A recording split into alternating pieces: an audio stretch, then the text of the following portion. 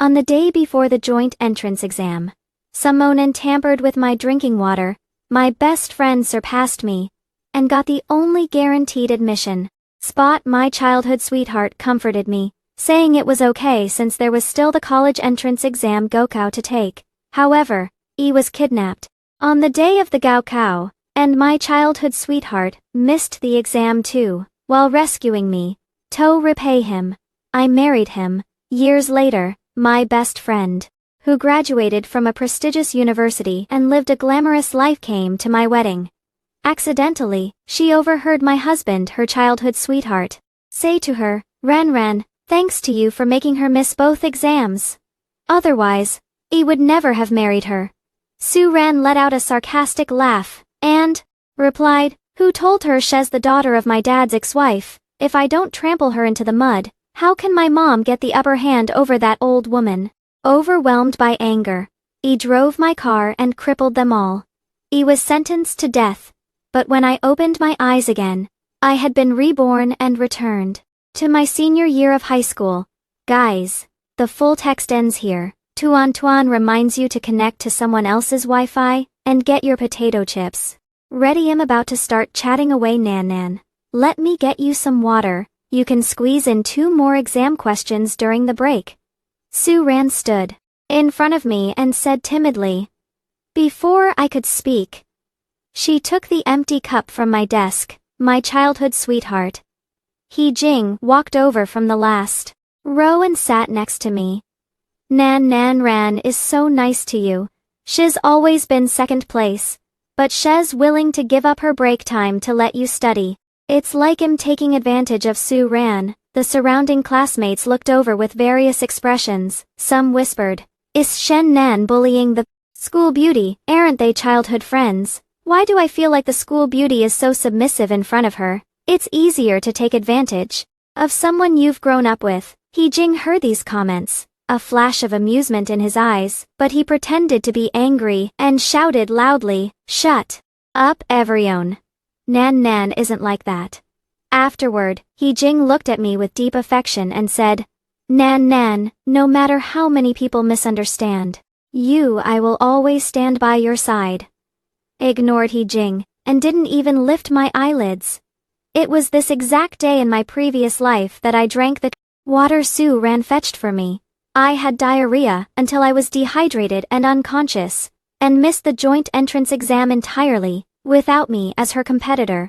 Su Ran, who had always been second, successfully took first place. My head teacher said to me regretfully, "Teacher knows your ability, but the school has its rules and they can't be changed. Since you missed the exam, according to the rules, the guaranteed admission spot goes to Su Ran." The head teacher knew about my background and how much I cared about the reward behind winning first place in this joint exam. His voice trembled with reluctance as he added, "The privilege of having 4 years of university tuition waived will also go to Su Ran. He was an orphan, abandoned since I was a child. It was He Jing's grandmother who picked me up and took me in. The He family was not well off, and Grandma He brought me home to be He Jing's child bride so that He Jing wouldn't have to spend money on a wife in the future.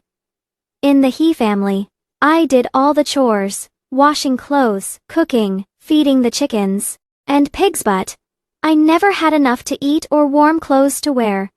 Fortunately, the 9-year compulsory education policy was in place. The village secretary brought the police to the He family, and that's how I got to go to school. Tuition for junior and senior high school was free. I just needed to do part-time jobs in my spare time to earn a little living expenses, but university tuition was expensive. For 3 years, I studied hard just for this joint exam, and the reward of having 4 years of university tuition waived. The He family would never pay for my university education. They even forbade me from going to university. They were afraid that if I went to university and saw the world, I would refuse to marry He Jing.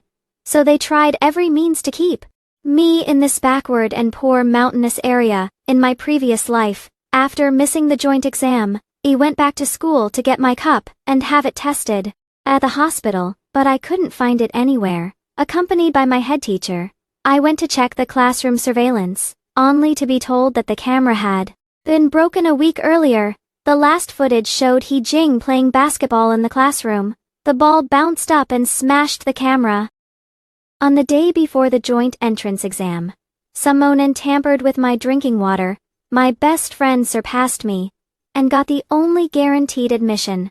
Spot, my childhood sweetheart, comforted me, saying it was okay since there was still the college entrance exam Gaokao to take. However, he was kidnapped on the day of the Gaokao, and my childhood sweetheart missed the exam too. While rescuing me to repay him, I married him. Years later, my best friend, who graduated from a prestigious university and lived a glamorous life, came to my wedding. Accidentally, she overheard my husband, her childhood sweetheart, say to her, "Ran Ran, thanks to you for making her miss both exams. Otherwise, he would never have married her." Su Ran let out a sarcastic laugh and replied, "Who told her she's the daughter of my dad's ex-wife? If I don't trample her into the mud, how can my mom get the upper hand over that old woman?" Overwhelmed by anger, he drove my car and crippled them all. He was sentenced to death. But when I opened my eyes again, I had been reborn and returned to my senior year of high school. Guys, the full text ends here. Tuan Tuan reminds you to connect to someone else's Wi-Fi and get your potato chips ready. I'm about to start chatting away. Nan Nan, let me get you some water. You can squeeze in 2 more exam questions during the break. Su Ran stood in front of me and said timidly. Before I could speak, she took the empty cup from my desk. My childhood sweetheart, He Jing, walked over from the last row and sat next to me. Nan Ran is so nice to you. She's always been second place, but she's willing to give up her break time to let you study.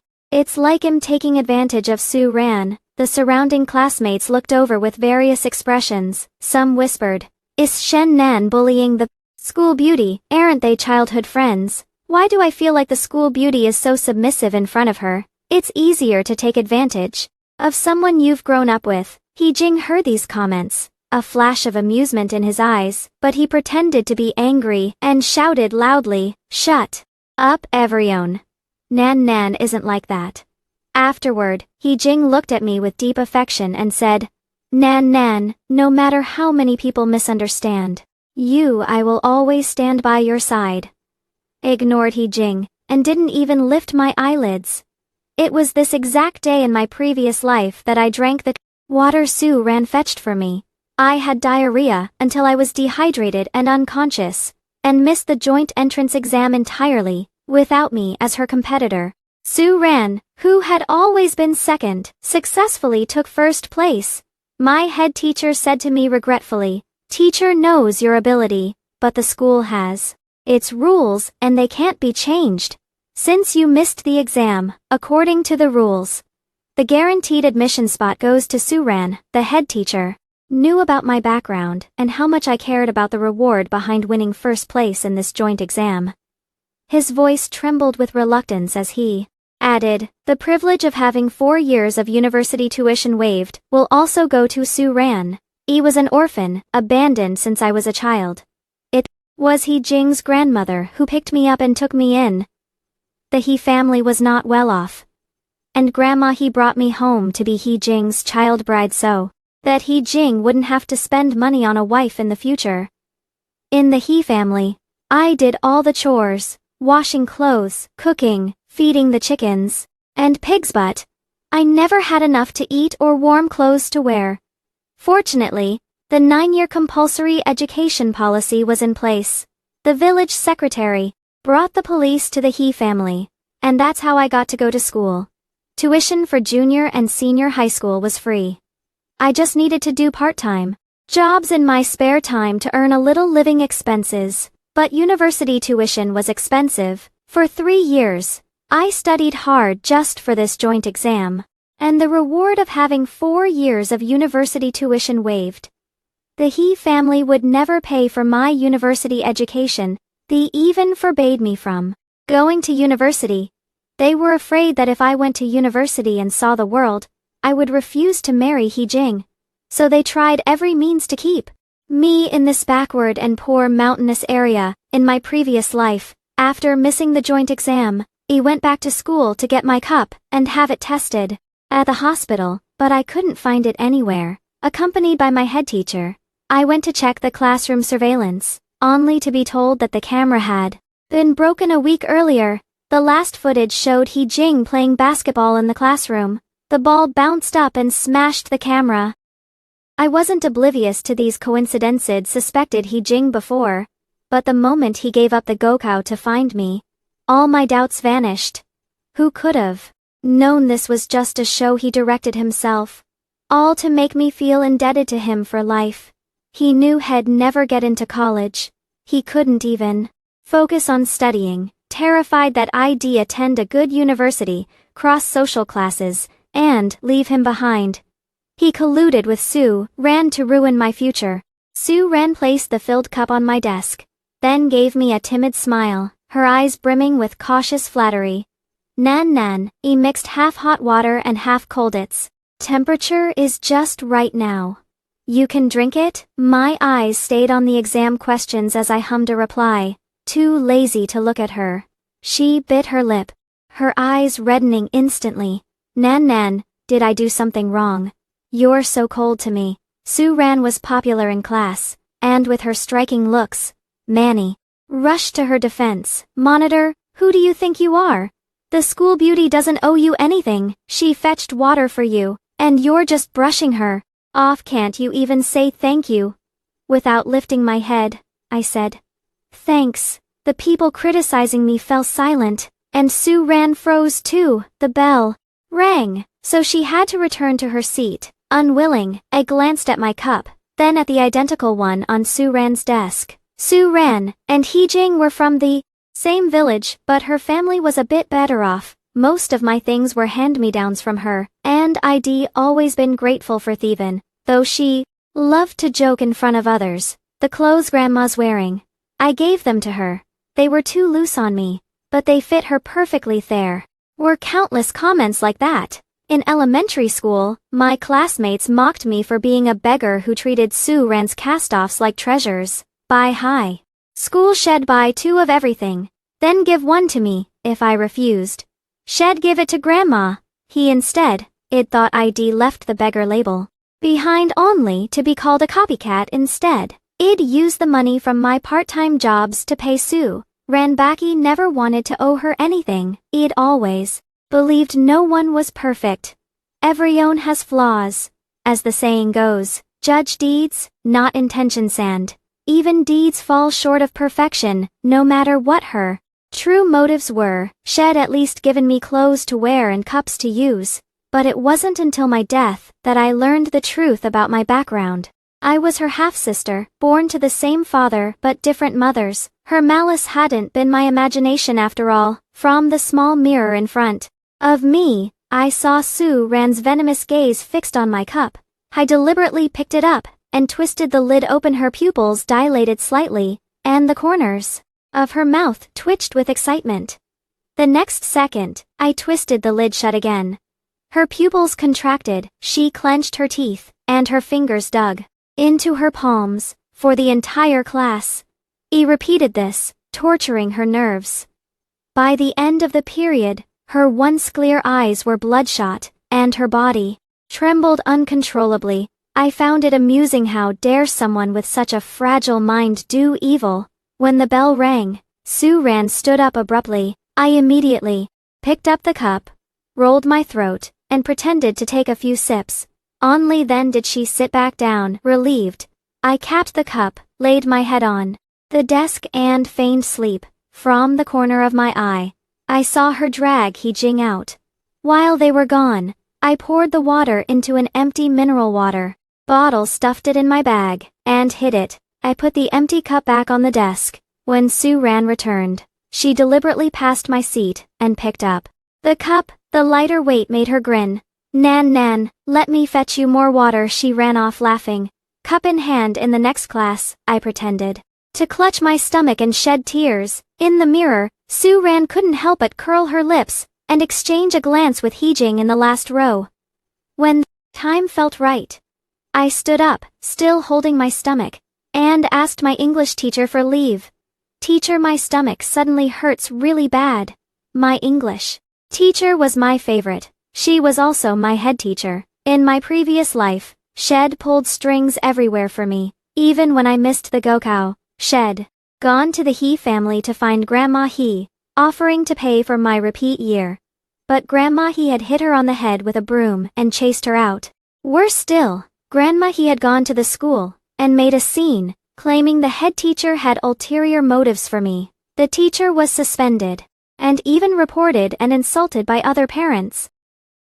Even so, when He Jing took me to work in the south, my homeroom teacher still sent me a message to encourage me. Shen Nan, you missed the Gaokao. But you haven't missed your whole life. You can later take adult self-study exams through your own efforts, go back to campus, or do something else. Life is long. Never give up on yourself. Now seeing me sweating profusely and crying uncontrollably, my homeroom teacher immediately called the infirmary teacher to take me there. It experienced the agony of severe dehydration in my past life, so acting it out this time was effortless.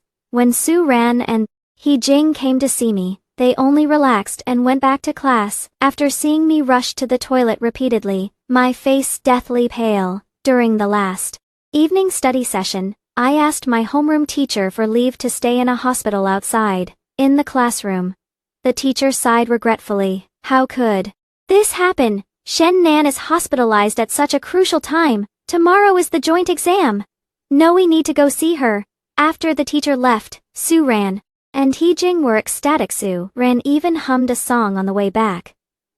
The next morning, I didn't show up for the early study session. Su Ran's heart raced when she saw my empty seat. Our exam venues were in different schools. And because I was sick, my homeroom teacher, worried about me, personally escorted me to and from the exam hall. He only returned to school after finishing the exam. Su Ran immediately came over, looking upset. Nan Nan, what a pity. You missed the exam. I smiled and said, it's okay. There is still the Gokao. She sighed dramatically, then added smugly, but this joint exam is about guaranteed admission and a full tuition waiver. You know, when the bell rang, she returned to her seat and found a note under her coupon ID written, early in the morning, imitating He Jing's handwriting, Ran, enjoy. It poured all the water IDs saved in the mineral water bottle that day into Su Ran's cup. She picked it up and drank, a sweet smile on her face, as He Jing walked by with a basketball. Su Ran blinked at him, her cheeks flushed. He Jing scratched his head in confusion, then smiled back. Su Ran was now certain the note was from He Jing. Within a class period, Shed finished entire cup. When the bell rang, she stood up to look for He Jing, but suddenly clutched her stomach, knelt down and convulsed. She crawled to the toilet, and didn't come back for 2 whole classes. The teacher sent someone to find her, and eventually found her in the corridor outside the toilet, unconscious from dehydration, just like I had been in my past life. He Jing frowned as he watched Su Ran being carried out. He walked over to me and asked, Nan Nan, why does Su Ran's condition look just like yours? Hers is much worse. He spoke loudly enough for the whole class to hear. Yeah, monitor, did you infect the school beauty? Don't infect us. We're about to take the Gokao. Can't get sick. Shen Nan, if you're sick, go home and rest. Don't hold everyone back.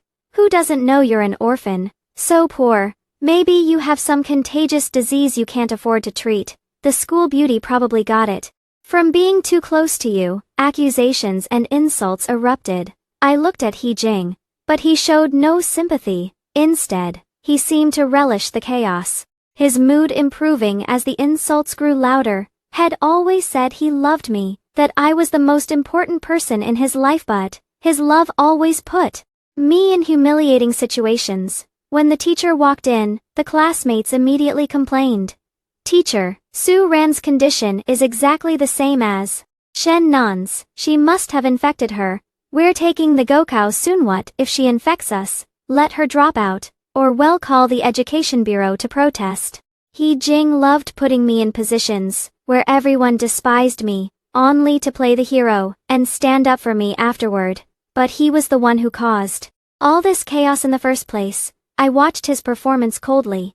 Sure enough, he stepped in front of me, facing the class, and said, "Stop spouting nonsense. Shen Nan isn't an orphan, me family adopted her. I won't let you talk about her like that. Nan doesn't have any illness, she just had a stomach bug last time, Su Ran," he added. "Also had a stomach bug, food poisoning. Probably." He turned to me. His voice gentle. Nan with me here. No one will bully you." Before the classmates could retort, the teacher slammed a book on the desk. "Do you have proof? Proof that Shen Nan infected Su Ran? Can you spout nonsense without evidence? Have you learned nothing in all these years of school?" The classroom fell silent. Samoni whispered, "But their symptoms are identical." The teacher raised her voice. "The night Su Ran got sick, I took her to the hospital myself. I saw her get an IV and undergo all the tests. Do you think I don't know if She's sick? He'll show you the test report from that day. After you read it, those of you who were barking just now better apologize." After the students passed the report around, they reluctantly fell silent. When the report reached He Jing, it clearly showed I had no illness. The teacher snapped. Shen Nan just had pre-exam anxiety causing stomach pain and frequent toilet trips, nothing like Su Ran's case. No one spoke anymore. After reading the report, the smile vanished from He Jing's face. He looked up at me in disbelief, and I met his gaze coldly, making his spine tingle. Nan, look at me when I'm talking to you." I shot him a look of disgust. "He Jing, get as far away from me as you can. You make me sick to my stomach." With that, I returned to my seat and started working on practice questions, leaving He Jing to endure the stares of my classmates and the homeroom teacher. The teacher frowned and said, "He Jing, Shen Nan is the school's biggest hope. If she gets into a good university, she'll inspire countless younger students. Can you stop holding her back? I'm begging you. Her grades are 3 1/3 times your show. Do you even have the nerve?" He Jing's face turned deathly pale. He staggered back to his seat. For the rest of the day, his gaze lingered on me like a ghost. When classmates asked him to visit Su Ran in the hospital, he refused. He Jing and I were nothing alike. I'd gotten into this high school through my own efforts, had been admitted because his family paid a bribe. Before he transferred here, everyone knew I was an orphan, but no one had ever mocked me. Some even raised money together to help me and encouraged me to keep studying. But once He Jing arrived, things changed. Any boy who got close to me would be told she was picked up by my grandma to be my child bride. She'll marry me someday. She's eaten from the He family's pot. She belongs to us. Life in high school, especially a key high school, was already sparse and exhausting. Endless makeup classes, unfinishable exam papers, and overwhelming pressure. Gossip like that spread like wildfire across the entire grade, and I became the laughingstock of everyone. Whenever I walked by, classmates would tease He Jing. "Hey He Jing, your child bride's here." Their laughter humiliated me, grinding my fragile pride into the dirt, but He Jing reveled in it. With Su Ran fanning the flames, everyone's impression of me soured. They said I bullied Su Ran out of jealousy of her looks, and the label copycat haunted me like a nightmare throughout my youth. Getting out of the mountains, out of this county town, this became my only reason to keep going through high school. That afternoon, when school let out, He Jing came to me, using his usual tactics. To be fair, He Jing was good-looking. He knew his advantage and was skilled at playing the victim in front of me every time.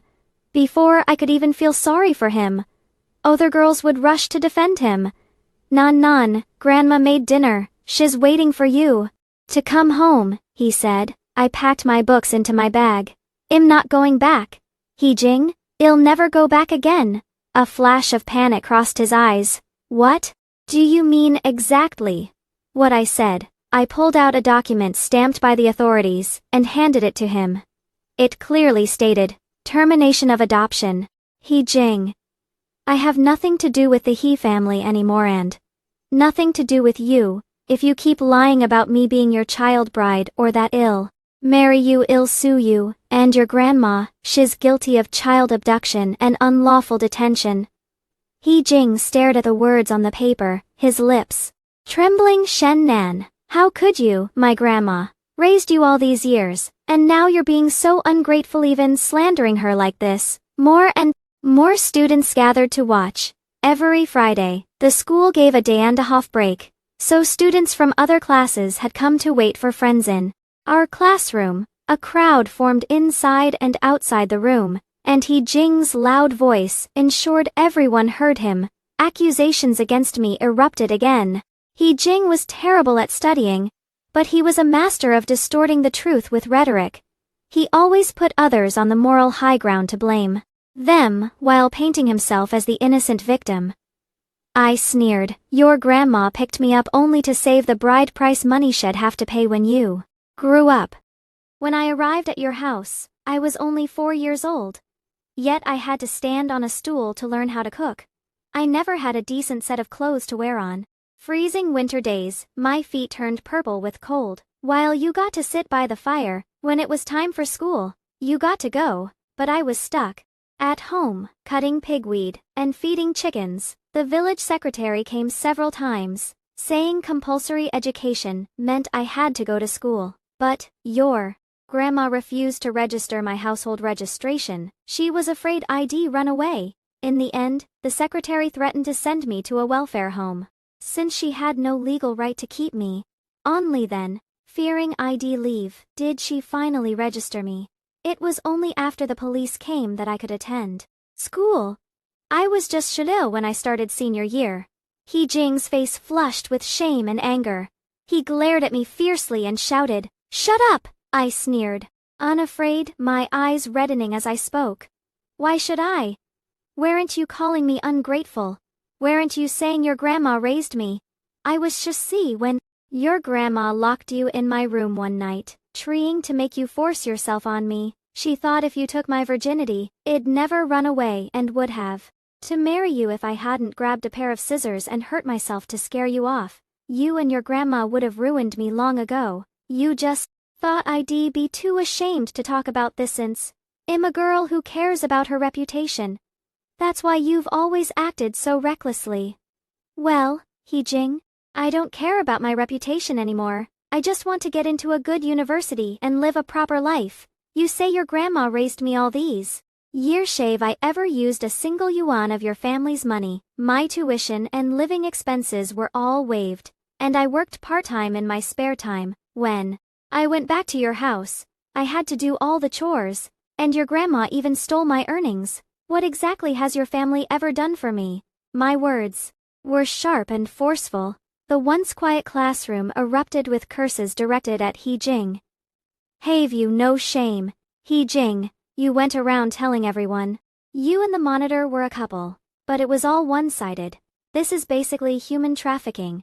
The monitor's grades are so good, He Jing doesn't even deserve to lick her shoes. What a toad lusting after a swan. The monitors had it worse than a child laborer. Insults rained down on He Jing. He was just a senior in high school at an age where pride and dignity mattered most. He kicked over a nearby desk, screaming in frustration, and pushed through the crowd to run outside. The desk belonged to the sports monitor, who grabbed He Jing by the collar. "Are you crazy?" He Jing, furious, snapped. "Why'd you kick my desk? Don't you have your own?" He punched the sports monitor in the face. "Let go of me, damn it!" They started fighting, and nearby students got caught in the scuffle. Boys who'd long disliked He Jing joined in, and soon it turned from a two-person brawl into a group beatdown. He Jing's cries of pain filled the air, but I ignored them. Slowly packing my things, I slung my bag over my shoulder and left through the back door only to run into my homeroom teacher standing there. His eyes were complicated. I didn't know how much had heard. I opened my mouth to speak, then lowered my gaze, having lived 2 lives. I felt nothing but shame in front of this mentor. Had always had high hopes for me and spared no effort to help me over the past 3 years. 9-year compulsory education only waived my tuition, but there were still living expenses, textbook fees, and especially the cost of printed exam papers at this key high school, all of which were a huge burden for me. In my past life, I thought had begged the principal multiple times to waive my living expenses, textbooks, and printing fees. It wasn't until years later, when I ran into a retired teacher from the school, that I learned the truth. The principal had only agreed to waive my living expenses. The rest was all covered by my teacher, who paid it secretly. Moreover, when he saw I worked grueling manual labor every weekend break, he invited me to tutor his elementary school son for pay. It was ridiculous. He only realized later why had done it. He was a veteran teacher. Could he really not teach a young child? Had gone out of his way to help me, all while protecting my fragile teenage pride. Now, having lived 2 lives, my eyes stung as I met his gaze. He reached out and patted my shoulder. Shen Nan, golden phoenixes can fly out of the mountains, even Chinese parasol trees grow in valleys. See, you will live the life you want. His eyes were slightly red. He glanced at the other students around us. Their gazes held shame or guilt, but no mockery. That night, I was sound asleep in the dorm when the dorm supervisor woke me to take a call. It was He Jing on the line, his voice trembling with Weichu. Nan, don't hang up. I have something to say. You know everything, don't you? But even though the drug was put in your water, it had nothing to do with me. Nan, you can't take it out on me. His voice choked. I was just scared you'd leave me. I was afraid if you went to a good university and met someone new, you'd abandon me. I really can't live without you, I sneered. He Jing, we were never together. Can you stop being so narcissistic? He gasped. You're still mad at me, aren't you? And about the Gaoka Conan Nan, the top sure scorers still get their tuition sponsored. Even if no one sponsors you, I'll work to pay for your studies. Nan, I'll show you how determined I am to make it up to you. Before he could finish, I hung up. When Su Ran returned to school, she cornered He Jing during the break. I was in the hospital for days. Why didn't you visit me? He Jing glanced at me, then shrugged her off impatiently. Can you stay away from me? Su Ran's eyes welled up instantly. What do you mean? I wouldn't have gotten sick if I hadn't drunk the water you fetched for me. He Jing shoved her away. Are you insane? Who fetched water for you? He looked at me pleadingly, muttering, I really didn't fetch her any water. I laughed and ignored him. Su Ran suddenly realized something. She strode over and grabbed my wrist tightly. It was you, wasn't it? I slapped her hand away. Hard. I have no idea what you're talking about. Su Ran snarled. You're getting revenge on me. I feigned confusion. Why would I get revenge on you? What did you do to make me want to? Such a mystery. Su Ran raised an eyebrow and glanced at He Jing, who averted his eyes. She sneered, Shen Nan, aren't you afraid I'll call the police? It'll ruin you for life. I smiled and said, then go check the surveillance footage. He Jing, guilt written all over his face, didn't even dare look at me and left through the back door at once. Only Su Ran and I remained in the classroom. She crossed her arms and stared down at me condescendingly. Who would have thought, Shen Nan, you've put on such a good act all these years. Turns out you're just petty and vengeful, but no matter how you get back at me, it won't change anything. You still missed the joint exam. First place is mine. The school's only guaranteed admission spot is mine, and the 4-year tuition waiver is mine too. Honestly, I don't even need that reward, but I knew it was your lifeline, so I just didn't want you to have it. Enjoy rotting in this backwater town forever. He chuckled casually. Is that so? Well, see, Su Ran tilted her chin up, scoffing in disdain. Keep putting on a brave face. The joint exam results were posted during evening study. The homeroom teacher placed the printed score sheet on the podium, holding his thermos with a smile. Come up and check your scores. Everyone. Su Ran sat smugly in her seat, staring at me without moving, her eyes brimming with provocation. I took a sip of water and stayed put too, letting other classmates crowd around the podium. Su Ran waited for them to exclaim her name, but what she heard was, the gap between first and second place is huge over Yi by points. Wow, a grin spread across Su Ran's face, impossible to hide.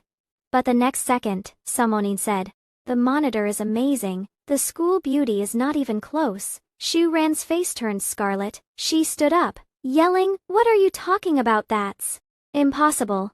She shoved through the crowd like a madwoman, grabbed the score sheet, and stared at it, wide-eyed, reading it over and over, no matter how hard. She hit her head, closed her eyes, and opened them again. The name Shen Nan was still at the top, her hands trembling. She looked at me in Bengkui. Her eyes bloodshot. She ran over and tried to attack me. "You lied to me, Shen Nan, you lied." I grabbed her wrist and whispered coldly in her ear, "I didn't get back at you on the day of the joint exam. Do you know why? Because I'm strong enough to crush you fair and square. I wanted you to see the real gap between us, Su Ran. Admit when you're outmatched." I shrike her hand. She fell to the floor and burst into tears, just like I had in my past life. Back then, when I woke up after missing the joint exam, my world collapsed. Everything felt dark. I clung to the hope of the Gaokao, but when I missed that too, I wanted to die. Later, when He Jing and I went south to work, I kept earning money to take adult self-study exams. For years afterward, I could recite the questions from that missed joint exam and Gaokao. By heart they represented the life ID lost. He Jing came back after sports practice. When he found out ID taken first place, he froze for a few seconds, then fell silent. Unlike Su Ran, he didn't have a breakdown or scream, but I got an unexpected visitor. Su Ran's father in the principal's office. The man smiled at me. He owned a big supermarket in the city, and his hometown was just steps away from the He family's house. I'd called him uncle for Shiba years. He'd watched me be abused by the He family, even nearly become an unregistered resident, yet had never shown me an ounce of mercy. From the villagers' gossip, I'd pieced together the truth. Su Yuan's ex-wife mother had died from severe bleeding. During childbirth, both mother and child were lost. Less than half a month after her death, Su Yuan brought home a heavily pregnant woman who was about to give birth. That woman was Su Ran's mother. After the principal left, only Su Wenyuan and I remained in the office. He looked at me with a warm smile, as if brimming with affection. "You've grown up, and what an achievement. You're the first kid from our village to get into a prestigious university, truly remarkable." The more he looked at me, the more pleased he seemed, not like he was looking at a daughter, but at a trophy to boost his pride. I kept my distance and asked, "Uncle Su, what do you need?" He sighed, his eyes instantly turning red. Nan, actually, I'm your father. I couldn't acknowledge you before because of Aunt Zhang. But now you're grown up and about to go to university. I'll Jin you back even if she divorces me." Having lived two lives, faking emotions was second nature to me. Su Wenyuan took me to the hospital for a DNA test. When the results came out, I threw myself into his arms, sobbing, "Dad, you have no idea how much I wished you were my dad when I watched you dote on Ran as a kid. I never thought it'd be true." Su Wenyuan took me to the small villa head, built in the countryside. When Su Ran saw me, she finally snapped. She rushed over and shoved me, stumbled and fell to the ground, tears streaming silently. Su Wenyuan flew into a rage, slapping Su Ran hard across the face. "She's your older sister. What do you think you're doing? Get back to your room." Su Ran ran off crying. Aunt Zhang stood nearby, her jaw clenched so tight it looked like she might grind her teeth to dust. With Su Wenyuan's support, I successfully transferred my household registration out of the He family. Grandma he had refused to comply at first, but Su Wenyuan, who ran a supermarket, hired some local thugs to protect his business. On his way home, He Jing was ambushed and beaten multiple times, his face swollen black and blue in the worst attack. His leg was broken. Grandma he wailed and begged until she finally handed over my household registration book. What had once seemed impossible for me was effortless for Su Wenyuan. Truly only a villain can deal with another villain. After securing the guaranteed admission spot, I no longer needed to go to school. I stayed home every day, cooking and making tonic soups for Su Wenyuan, playing the role of the filial daughter to perfection. These were things Su Ran had never bothered to do. She was spoiled and arrogant. With her as a contrast, even my small acts of kindness seemed magnified in Su Wenyuan's eyes. Meanwhile, Su Ran's mood grew worse by the day. As she listened to Su Wenyuan praise me, she couldn't stand seeing me curry favor with him, nor could she bear his kind treatment of me. The sight of our loving father-daughter bond drove her to fits of rage. She threw tantrums, cried, smashed plates and bolsonly to be scolded by Su Wenyuan, or even hit when things got really bad. Thus, the Su family fell into a daily cycle of chaos. Under such emotional stress, Su Ran couldn't focus on studying at all. On the day of the Gaokao, he showed up on time. She glared at me furiously. "What are you doing here?" I smiled. "Taking the exam again just to show you. Your loss to me wasn't a coincidence." I locked eyes with her. "It's reality. You're my loser, Su Ran. You will always lose to me. That's your fate. Learn to accept it." Anger and hatred blazed in her eyes. But deep down, there was nothing but fear. I walked into the exam hall, leaving her frozen in place. It shattered her composure. When the Gaokao results came out, Su Ran scored over Lianbai points lower than me, barely scraping into a first-year university. Su Wenyuan looked at her with disdain. "You didn't even get into a key university. I've spent so much money on your tutoring over the years. He could have bought an apartment in the city with that useless thing." Su Ran collapsed into hysterical sobs. I brought out the soup ID, simmered, and said, "Dad, don't be angry. Have some soup first. You're not in good healthy, you must take care of yourself." Aunt Zhang, furious, knocked over my soup and lunged at me. Su Wenyuan slapped her back. The house descended into chaos. That night, I packed my luggage, making sure to be as noisy as possible. Sure enough, Su Wenyuan came out to check on me. "What are you doing?" he asked. I sobbed softly. "I already lost my mom. No, you're all I have left, Dad. I really want to live with you, but I don't want to ruin your life. I found a part-time job at an education institution in Beijing. I'll call and visit you often when I have time." Su Wenyuan wiped his tears with the back of his hand, then pulled out a bank card. "There's Ibai Wushi Yuan in this card. Use it first. Let me know if you need more." I politely declined a few times before accepting it. Over the next few years at university, my outstanding grades made Su Wenyuan the envy of all his rural relatives. With me as a contrast, Su Ran seemed even more unruly. Su Wenyuan and Su Ran's mother fought constantly. What kind of love could a man who'd cheated on his wife and abandoned his daughter possibly have? Su Wenyuan had countless mistresses outside. I played the role of a sweet-talking yet ruthless daughter to perfection, tricking Su Wenyuan into funding my master's, doctoral studies, and eventually my study abroad. For someone like him, uneducated and obsessed with saving face, academic credentials held an extraordinary allure. After returning from abroad, I worked at Su Wenyuan's supermarket. In 2 years, I successfully transferred all his assets, leaving the supermarket an empty shell. Before I left, I'd already moved my household registration to my university's address. During my undergraduate studies, Su Ran's mother divorced Su Wenyuan. Su Wenyuan was nearly driven insane. Years of indulgence in alcohol and women had ruined his health. Was diagnosed with a terminal illness. He called me countless times. Before changing my phone number, I reluctantly answered one call. He begged for money for medical treatment, pleading with me to save him. I just smiled and said, "Uncle Sumi, Mom has been dead for Shiba years. You've lived Shiba extra years. Go join her soon. I won't give you a single cent while you're alive, but I'll pay whatever it takes for your funeral when you die." I hung up before he could curse me. He didn't survive the winter. On the day of his death, I stepped into this city I'd once hated so deeply. For Su Wenyuan's funeral, I used my mother's name on all arrangements. The opera singers, drummers, and monks I hired were all for her. I also had a new tomb built for my mother.